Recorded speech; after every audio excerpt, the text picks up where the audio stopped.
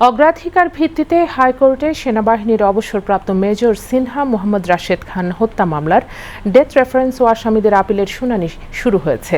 Paper বুক উপস্থাপনের মধ্য দিয়ে আজ বিচারপতি মোহাম্মদ মুস্তাফিজুর রহমান ও বিচারপতি মোহাম্মদ সাগির হোসেন দ্বৈত হাইকোর্ট বেঞ্চে শুনানি শুরু হয়। এদিন পেপার বুক থেকে মামলার এজাহার, জব্দ তালিকা, লাশের সুরতহাল ও ময়না তদন্ত রিপোর্ট আদালতে তুলে ধরেন রাষ্ট্রপক্ষের কৌঁসুলিরা।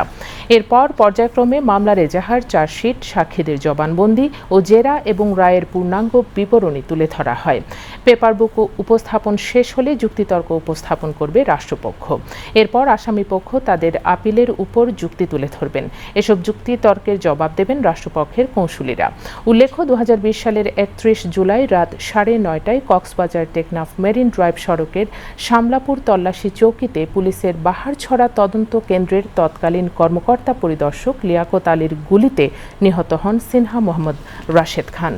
এ হত্যাকাণ্ডে 2022 সালের 31 জানুয়ারি কক্সবাজারের জেলা ও দায়রা জজ আদালতের বিচারক মোহাম্মদ ইসমাইলের রায়ে ওসি প্রদীপ কুমার দাস ও পরিদর্শক মোহাম্মদ লিয়াকত আলীকে মৃত্যুদণ্ড এবং টেকনাফ থানার এসআই নন্দদুলাল রক্ষিত এবং কনস্টেবল রুবেল শর্মা ও সাগর দেবকে যাবজ্জীবন কারাদণ্ড দেওয়া হয়।